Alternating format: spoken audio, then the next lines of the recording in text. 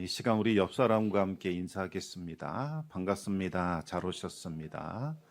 네, 반갑습니다. 잘 오셨습니다.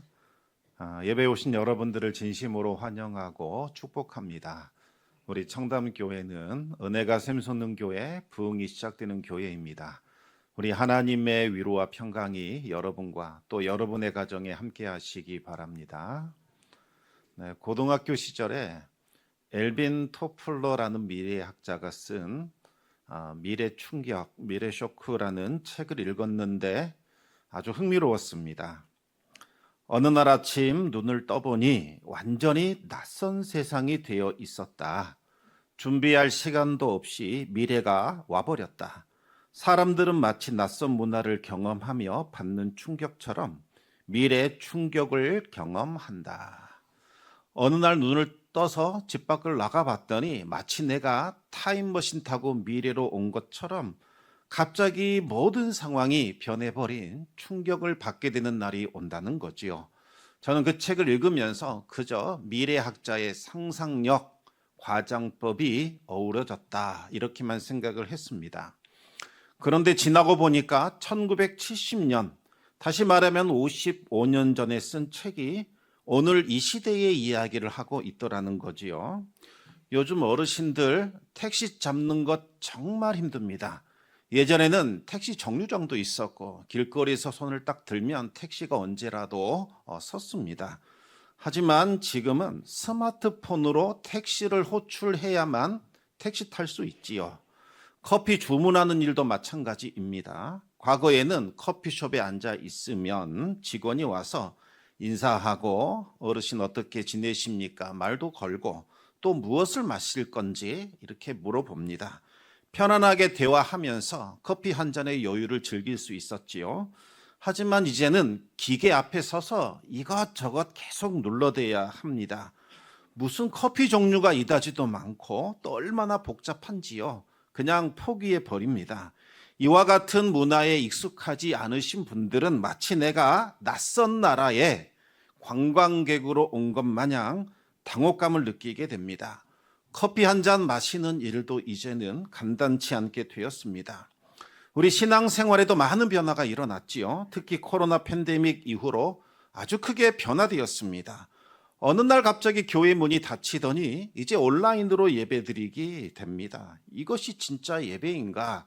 이렇게 예배드려도 되는 건가? 이러다가 교회가 완전히 사라지는 것은 아닌가? 신학자들도 목회자들도 성도들도 혼란에 빠졌고 지금도 어디로 가야 하는가 답을 찾아 헤매고 있습니다. 2000년 전 야고보서의 성도들도 이와 같은 극심한 혼란 가운데 있었습니다. 야고보서를 이해하려면 이 편지가 어떻게 기록되었는가, 어떤 상황이었는가 그 배경을 좀 알아야 합니다. 이 편지는 로마 제국 전역으로 흩어진 성도들에게 보낸 편지입니다. 여기에서 흩어졌다라는 말은 단순히 다른 곳으로 이동했다 이런 말이 아닙니다. 어느 날 갑자기 낯선 곳으로 내 삶 전체가 흩어졌다 그런 의미이지요. 여러분, 사도행전에 나오는 예루살렘의 초대교회 얼마나 아름다웠습니까?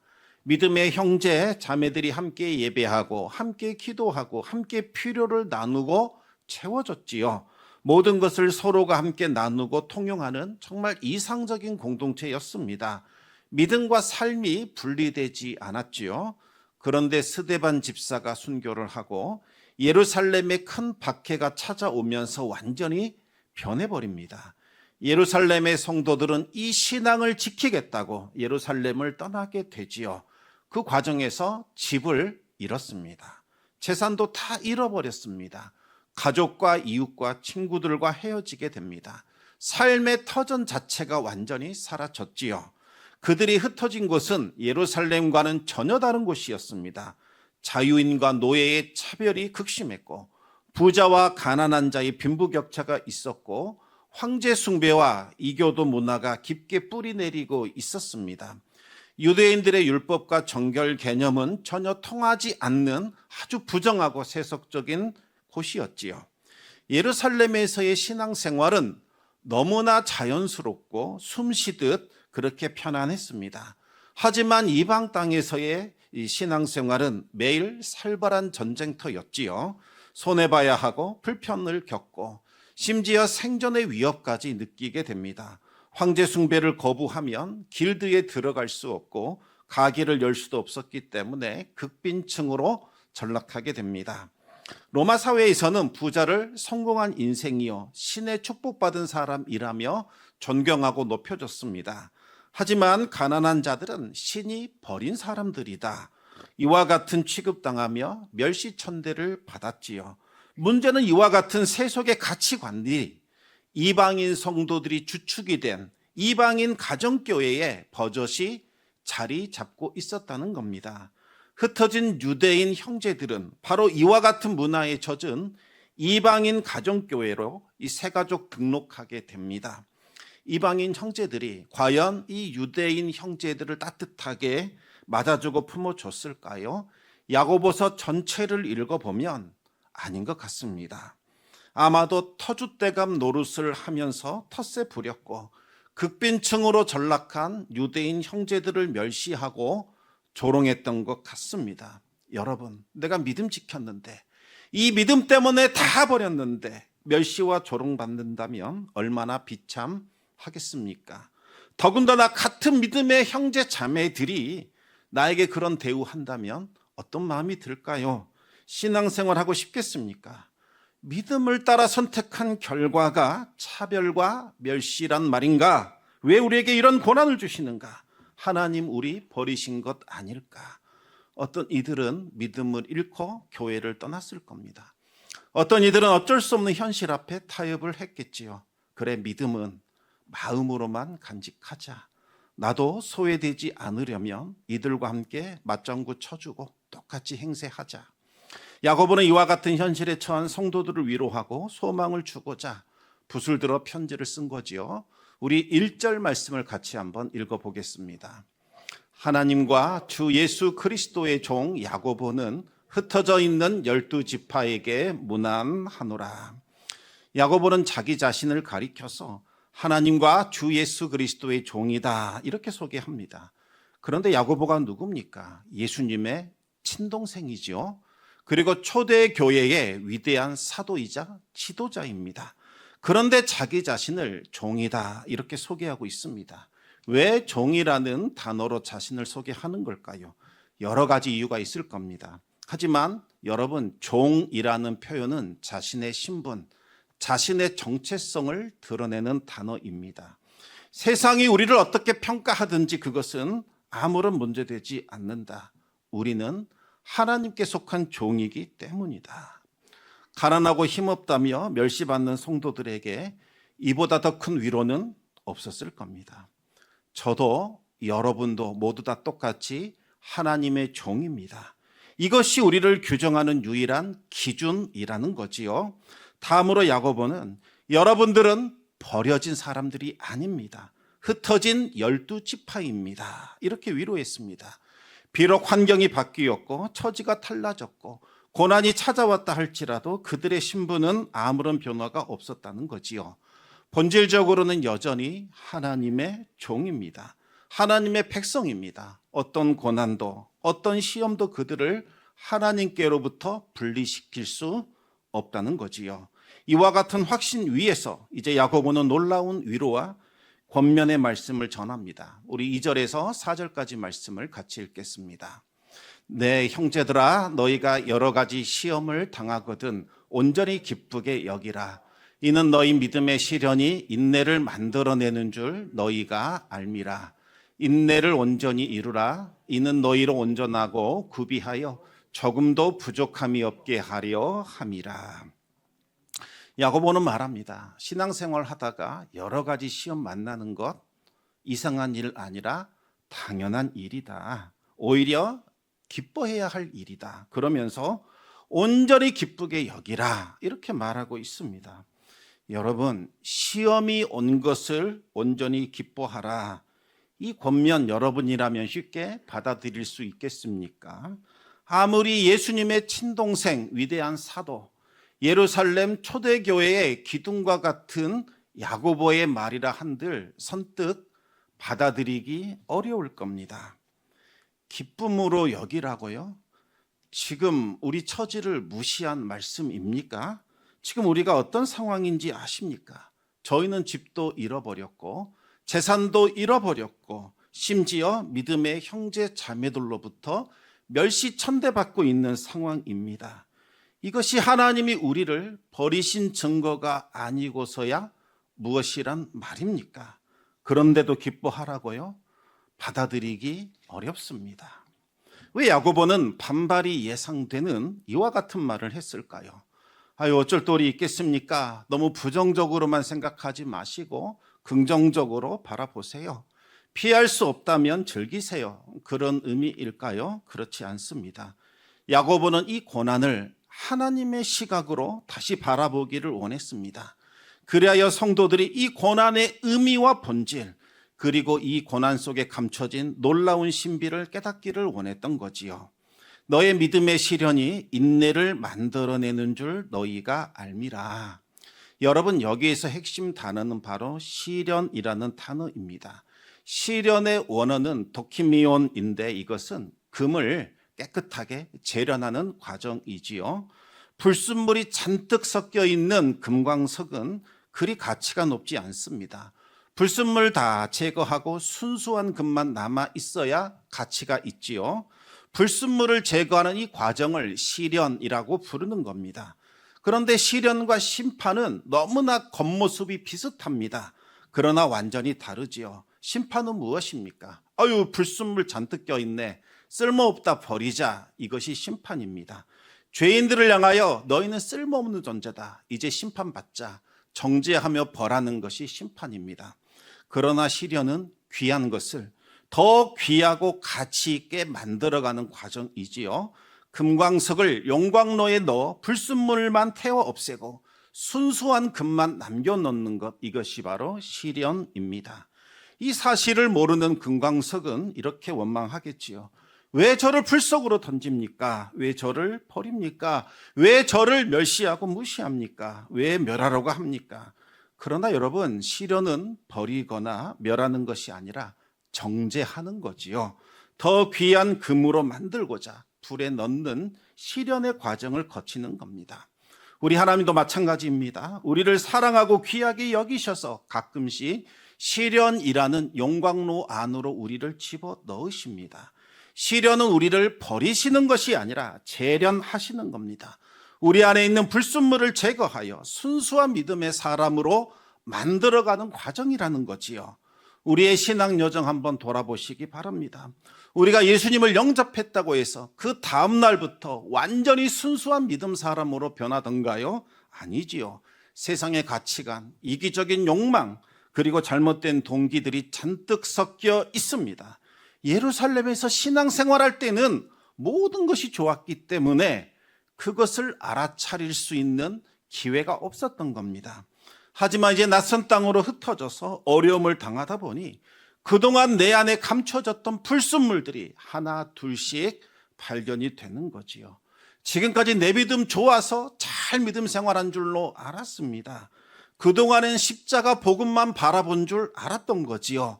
하지만 실제로는 그렇지 않더라는 겁니다. 내가 여태껏 하나님을 믿었던가, 그냥 좋은 분위기에 휩쓸려서 사람들과 어울렸던가, 고난의 용광로 안에서 감춰졌던 불순물의 실체를 이제 마주하게 되는 겁니다.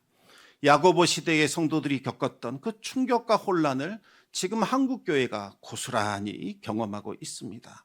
코로나 이후 급격하게 일어난 변화와 어려움은 우리들에게 날카로운 질문을 던지지요. 너의 신앙은 진짜인가? 아니면 습관이었는가? 너의 이 믿음은 사람 중심이었던가? 예수 그리스도 중심이었던가? 지금까지의 너는 공동체의 분위기에 휩쓸렸는가? 아니면 진정으로 하나님을 사랑했던가? 극심한 변화와 혼란 앞에서 많은 성도들이 교회를 떠나갔습니다. 특히 청년들, 다음 세대들 교회를 외면했지요. 유튜브로 설교 들어도 되지 않을까? 굳이 교회까지 가야 할 필요가 있을까? 교회에 있을 시간에 차라리 돈을 조금 더 벌고 미래 준비하는 것이 더 낫지 않을까? 목회자들고 성도들도 위기감을 느끼고 있습니다. 과연 교회의 미래가 있을까? 다음 세대에게 어떻게 신앙을 전수해 줄 수 있을까? 이것이 바로 우리 세대의 시험입니다. 야고보 시대 성도들이 예루살렘에서 흩어져 낯선 땅에서 정체성의 혼란을 겪었던 것처럼 지금 우리들은 한 번도 가보지 못한 길을 걸어가고 있습니다. 익숙했던 모든 것들은 다 무너졌고 새로운 세상이 우리를 압도하고 있습니다. 이와 같은 상황에서 우리가 기억해야 할 것은 시험이 오는 것은 우리가 잘못했다거나 하나님께서 우리를 벌하려고 하는 것이 아니라는 사실이지요. 오히려 그동안 우리 안에 은밀히 감춰졌던 신앙의 불순물들이 드러나고 있는 과정입니다. 시인의 용광로에서 불순물들을 걸러내어 정금처럼 순결하게 하려는 거지요. 하나님께서 허용하시는 시련은 사랑한 자를 정죄하고 훈련시켜서 성숙한 신앙인으로 만들어가는 과정입니다. 이 과정에서 필요한 것이 있습니다. 무엇일까요? 그것은 바로 인내입니다. 여러분, 인내라는 단어는 휘포마네인데 아래에 끝까지 머물러 있다, 이런 뜻입니다. 인내는 여러분, 짐이 무겁다고 해서 짐을 벗어 던져버리거나 걸어가는 것을 포기하는 것을 말하지 않습니다. 그 짐을 지고서 묵묵히 나에게 주어진 이 길을 끝까지 걸어가는 것, 완주하는 것, 이것이 바로 인내입니다. 여러분, 신앙의 본질이 무엇이라고 생각합니까? 날마다 기쁨이 넘치는 것, 행복한 것, 과연 그럴까요? 인내입니다. 여러분, 신앙은 참고 견뎌내는 거지요. 잘 참는 사람, 그 사람이 신앙생활 잘합니다. 조금 불편하다고, 조금 마음에 들지 않는다고 쉽게 불평하고 원망하고 짜증내면, 또 하나님께로 받은 직분과 봉사를 내던져 버린다면 제대로 된 신앙생활 할 수 없습니다. 여러분, 누가 좋은 성적 거둡니까? 누가 가을에 풍성한 결실을 거둘까요? 말 많고 불평 많은 사람 아닙니다. 꾹 참고 앉아서 열심히 공부하는 사람이 좋은 성적 거두겠지요. 무더위에도 아랑곳하지 않고 성실하게 땀 흘려 일했던 농부가 가을에 풍성한 결실을 거두는 법입니다. 시험을 끝까지 참고 견디고 인내하는 사람, 그 사람은 결국 정금과 같은 순결한 신앙을 소유하게 되겠지요. 그 신앙은 온전합니다. 조금도 부족함이 없습니다. 우리가 그 신앙을 소유할 때에 비로소 누군가를 살리고 고치고 회복시킬 수 있는 성숙한 신앙인으로 살아가게 되지요. 이제 우리는 우리 앞에 놓여 있는 이 고난 앞에서 무엇을 선택할 것인가를 결정해야 합니다. 고난을 하나님이 내게 주시는 심판과 형벌로 볼 것인가, 아니면 우리를 새롭게 하시는, 재련하시는 시련으로 볼 것인가, 하나님이 우리를 버리셨다고 절망할 것인가, 아니면 우리를 연단하신다고 믿고 참고 인내할 것인가. 이에 대하여 야고보는 온전히 기쁨으로 받아들이라 권면하고 있습니다. 왜 그럴까요? 세 가지 이유가 있지요. 첫째로, 고난은 심판이 아니라 하나님의 연단이기 때문입니다. 교회가 조금 흔들린다고 해서 하나님의 계획 실패했어, 하나님도 어쩔 수 없나 봐. 아닙니다. 오히려 극심한 변화와 그에 따른 어려움은 이제 우리로 하여금 본질을 보라고 우리에게 질문하고 있는 겁니다. 우리들의 눈이 지금까지 건물에 있었던가, 하나님께 있었던가? 우리들은 여태껏 환경에 안정감을 두었던가, 하나님께 두었던가? 우리들이 지금까지 붙잡았던 것은 숫자와 외형이었던가, 아니면 예수 그리스도의 피 묻은 복음이었던가? 금광석이 불 속에 들어갈 때는 그 이유를 모릅니다. 그러나 불을 견디고 내면 순금이 되는 거지요. 지금 우리가 겪는 변화도 마찬가지입니다. 우리 안에 뒤섞여 있었던 불순물들이 제거되고 순수한 본질만 남아있는 과정이라는 겁니다. 두 번째로 기쁨으로 여기는 이유는 위기가 곧 새로운 기회가 되기 때문입니다. 여러분, 야고보 시대 다시 한번 기억해 보시기 바랍니다. 박해로 인하여 흩어져 버린 것, 이것이 오히려 복음 전파의 기회가 됩니다. 만약 예루살렘에서만 계속해서 안주해 있었더라면 복음은 이방 땅에 전해지지 않았을 겁니다. 고난은 그들을 전도자로 완전히 바꾸어 놓았고 결국 그들을 통하여 로마 제국이 하나님께로 돌아오게 되었습니다. 지금도 마찬가지입니다. 온라인 예배는 이 교회를 깨트리고 무너뜨리고 파괴하는 그와 같은 것이 아니라 오히려 전 세계로 복음을 전할 수 있는 다리가 될 수 있다는 거지요. 교회가 작아졌습니까? 오히려 이제는 더 깊은 교제 안으로 들어가야 합니다. 그동안 우리가 행사 위주에 치중되어 있었다면 이제는 한 사람 한 사람에게 관심을 가져야 하겠지요. 형식이 무너질 때에 그동안 놓쳤던 본질을 우리는 발견하게 되고 그동안 당연하게 여겼던 모든 것들이 실제로는 하나님의 은혜요 도우심이었음을 깨닫게 됩니다. 세 번째로 고난을 기뻐해야 하는 이유는 시험을 통과한 사람에게는 놀라운 상급과 축복이 주어지기 때문입니다. 우리 함께 야고보서 1장 12절 말씀을 같이 읽겠습니다. 시험을 참는 자는 복이 있나니 이는 시련을 견디어낸 자가 주께서 자기를 사랑하는 자들에게 약속하신 생명의 면류관을 얻을 것이기 때문이라. 아멘. 여러분, 인내함으로 우리에게 주어진 이 고난과 시련과 시험을 통과하면 우리는 온전하고 성숙한 믿음을 소유하게 됩니다. 흔들리지 않는 신앙, 환경에 좌우되지 않는 평안함, 어떤 변화 앞에서도 담대한 용기를 갖게 되지요. 그 믿음으로 우리는 더 많은 사람을 섬기고 살리는 권능 있는 신앙인으로 살아갈 수 있습니다. 그렇다면 지금 이 시대의 시험 앞에서 우리는 어떻게 반응해야 할까요? 첫째로 여러분, 변화를 두려워하지 마시고 그 안에서 하나님의 뜻을 발견하시기 바랍니다. 노련한 어부들은 절대로 바람과 맞서 싸우지 않습니다. 그 대신 바람이 어디에서 불어오는가 방향을 읽어내고 우리 배에 있는 돛을 새롭게 조정을 하지요. 우리도 마찬가지입니다. 시대의 변화를 탓하거나 원망하지 말고 이 변화 속에서 하나님이 주시는 새로운 기회를 발견해야 합니다. 어떻게 해야 우리가 더 본질적인 교회의 공동체를 회복하고 만들어갈 것인가, 그것을 함께 모색해야 합니다. 두 번째로 해야 할 일은 본질을 붙들어야 합니다. 여러분, 항해사가 길을 잃어버릴 때에, 방향을 도무지 찾지 못할 때에 어떻게 하는 줄 아십니까? 밤에 떠있는 별들 중에 북극성부터 찾아냅니다. 그 북극성을 발견하면 내가 어디에 있는지, 어디로 가야 하는지 알 수 있지요. 우리들의 북극성은 무엇일까요? 바로 예수 그리스도이십니다. 형식은 바뀌어도 본질은 변하지 않습니다. 건물은 달라져도 교회의 본질은 그리스도 안에서 하나 된 공동체입니다. 매일 말씀 읽으시고 기도하시기 바랍니다. 그리스도와 동행하시기 바랍니다. 그럼 어떤 변화가 온다 할지라도 흔들리지 않게 될 겁니다.